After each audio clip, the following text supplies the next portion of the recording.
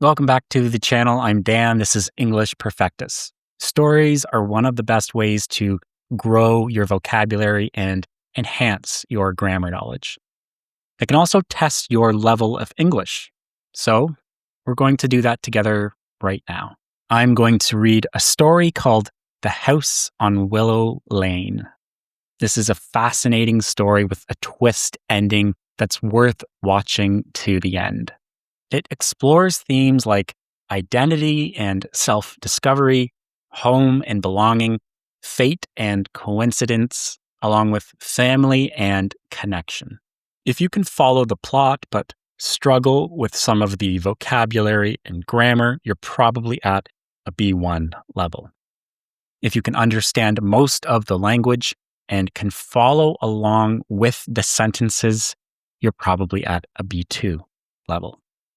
Some upper, intermediate, and advanced vocabulary is going to pop up on the screen as we go, with the definition as it's used in this story. 35 words are going to pop up. If you understand all of them, you truly are at a B2 level of English fluency. If you find this video helpful, please hit the thumbs up. It means a lot to me and the future of the channel. And remember to subscribe to see my next video. The first time Daniel saw the house on Willow Lane, he felt an unexpected sense of familiarity. It was strange because he had never been to the small coastal town before. He had grown up in a large city, surrounded by traffic, noise, and tall apartment buildings. This town was the opposite. It had narrow streets, small cafes with wooden signs, and a harbor filled with fishing boats that moved gently with the tide. Daniel had come for a fresh start. At 34 years old, he felt that his life had become repetitive and predictable.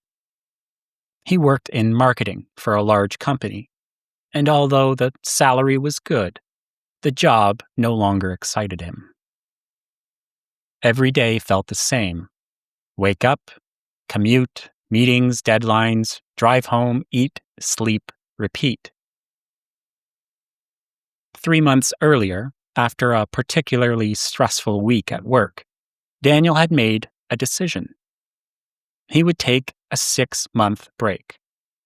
He had some savings, no children, and no serious responsibilities outside of his job. So he rented out his apartment, packed 2 suitcases, and began looking for a quiet place where he could think clearly and decide what he really wanted. That was how he found the house on Willow Lane. It was small but charming. The white paint was slightly faded, and the wooden porch creaked when he stepped on it, but it had character.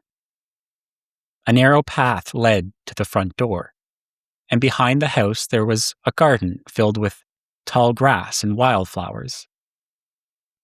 Beyond the garden, he could see the sea. The house was available for short-term rent. The price was reasonable, and the photos online had made it look peaceful. Daniel signed the contract without visiting in person. Now, standing in front of it for the first time, he felt both excited and nervous. "This is it," he said quietly to himself. He unlocked the door and stepped inside. The air smelled faintly of dust and salt from the ocean. The furniture was simple: a sofa, a wooden table, 2 chairs, and a bookshelf filled with old novels. There were framed pictures on the walls, but they showed landscapes, not people. Daniel placed his bags in the bedroom and opened the windows to let fresh air in. As he unpacked, he felt a growing sense of relief.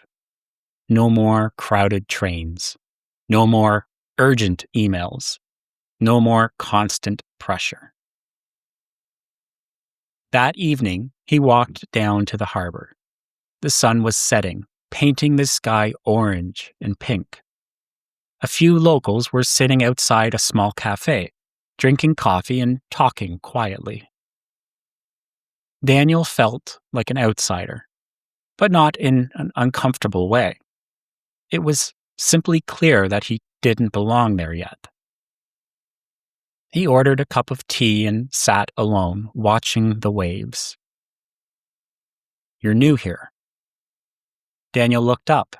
A woman around his age stood beside his table.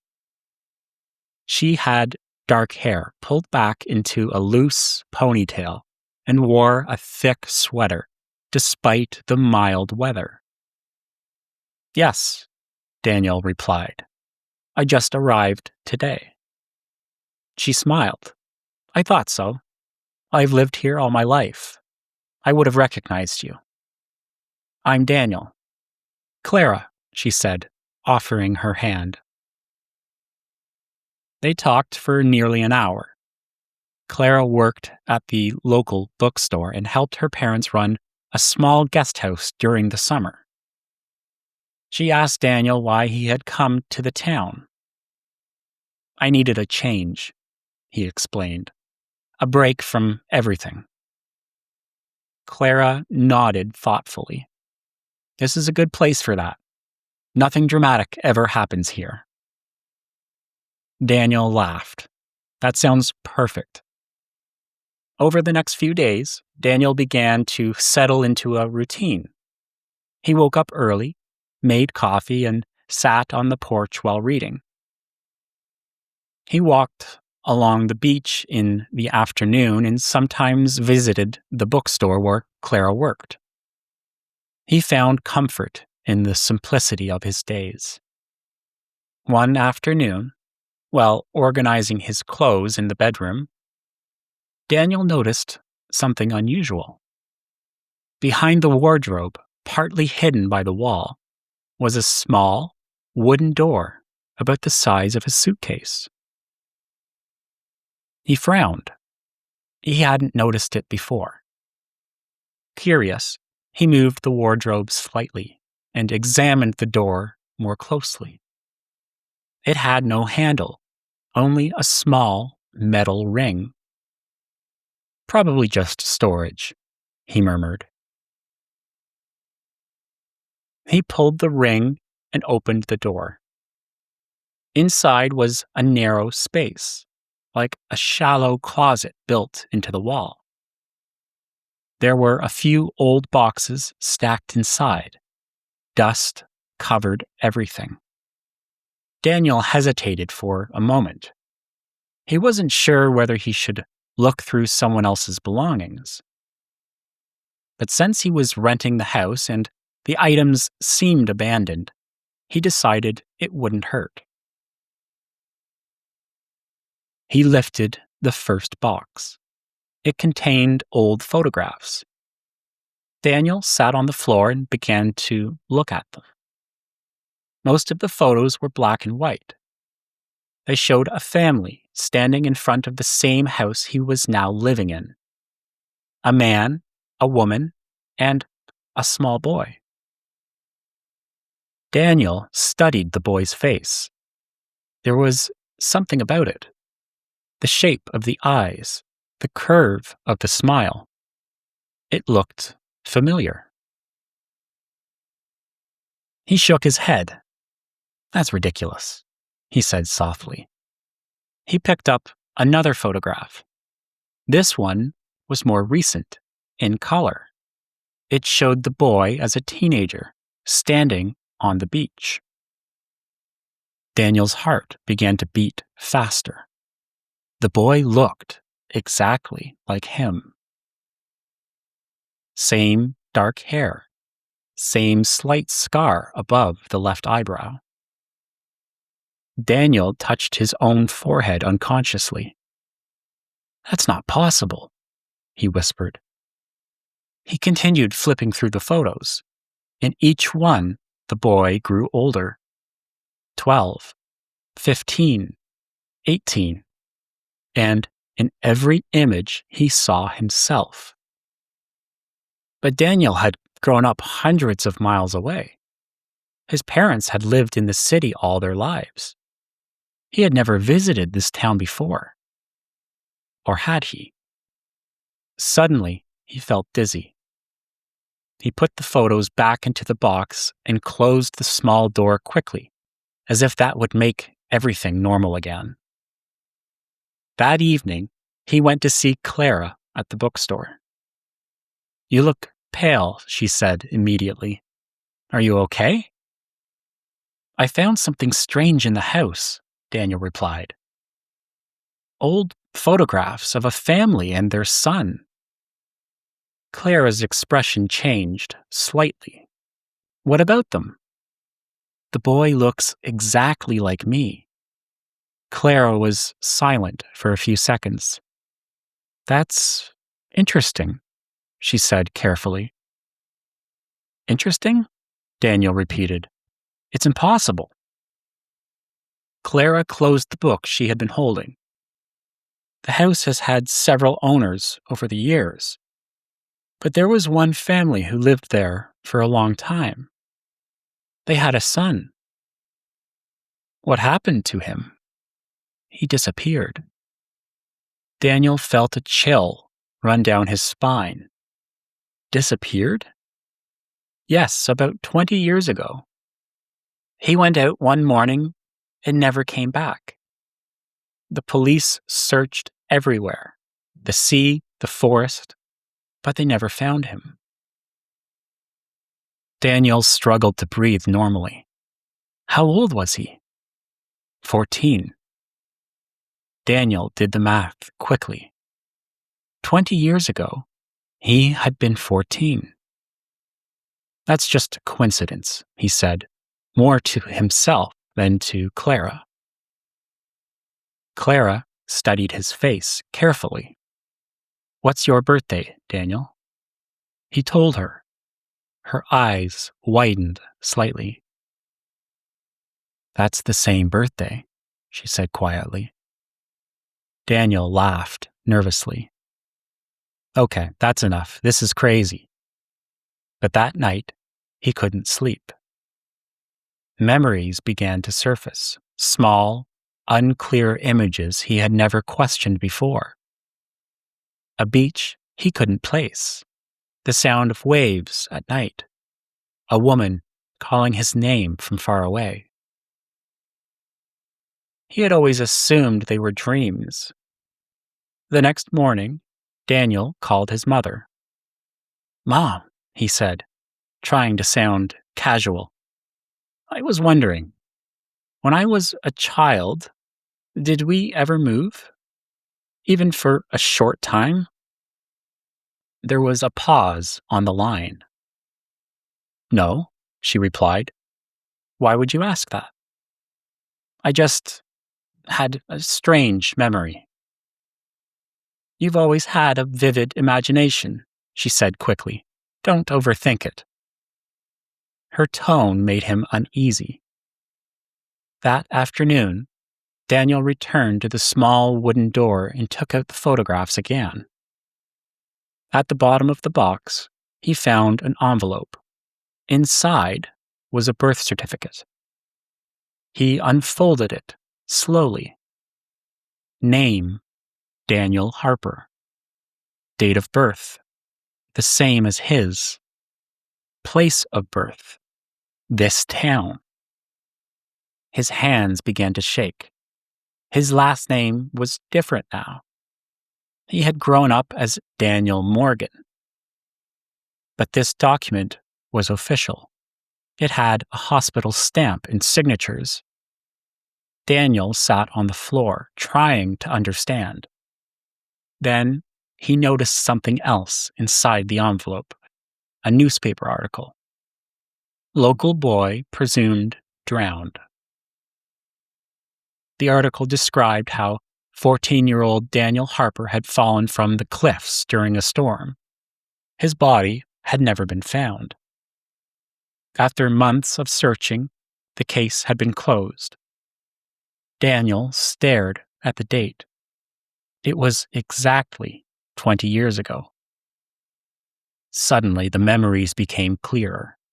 The storm, the argument with his father, running toward the cliffs in anger, slipping on wet rocks, falling, the sound of crashing waves, cold water, darkness. He remembered opening his eyes in a hospital room, but the faces around him had not been familiar. A man and woman had stood beside the bed, holding his hands, calling him Daniel. He had been confused, frightened. You had an accident, they told him, but you're safe now. He had accepted their words because he had no memory of anything else. Daniel dropped the photographs. His adoptive parents had never told him. They must have known. He had survived the fall, but with severe memory loss. Somehow, in the chaos of the storm and the rescue, he had been taken to a hospital in a nearby city. Records had been confused, or perhaps someone had made a decision. Maybe his biological parents had believed he was dead. Maybe his adoptive parents had lost a child of their own and had seen an opportunity. Daniel didn't know, but he knew one thing. He had once lived in this house. He had once been Daniel Harper. And everyone in the town believed he had drowned. That evening, he went to the harbor again. Clara was waiting. I remember, he said simply. She looked at him calmly. I know. You know? She nodded. When you told me your birthday, I had a feeling. You look exactly like him. Like you. Why didn't you say anything? Because I wasn't sure. And because sometimes the past is complicated. Daniel stared at the sea. They think I'm dead. Clara stepped closer. Your parents still live here. His heart pounded. They're alive? Yes, they never moved away. Daniel felt overwhelmed. Fear, anger, confusion, hope, all at once. I don't know what to do, he admitted. Clara placed a gentle hand on his arm. You don't have to decide tonight. They stood in silence, listening to the waves. Finally, Daniel spoke. I came here for a fresh start, he said softly. But maybe I came home instead. Clara smiled faintly. Maybe you never really left. The next morning, Daniel stood once again in front of the house on Willow Lane. But this time, he didn't see it as a rental. He saw it as a place filled with forgotten memories. He took a deep breath and walked down the street toward the address Clara had given him. He stopped in front of a small, blue house. For a moment, he considered turning back. His entire identity was about to change. Then the door opened. An older woman stepped outside. She froze when she saw him. Her hand flew over her mouth. Daniel? She whispered. And in that moment, he understood the final twist of his story. He had come to this town to escape his life. Instead, he had discovered that the life he thought was his had never truly belonged to him at all. And that's the end of today's story. I hope you've enjoyed this. If you did and you found it useful, please hit the thumbs up and subscribe to see my next video. Until next time, take care.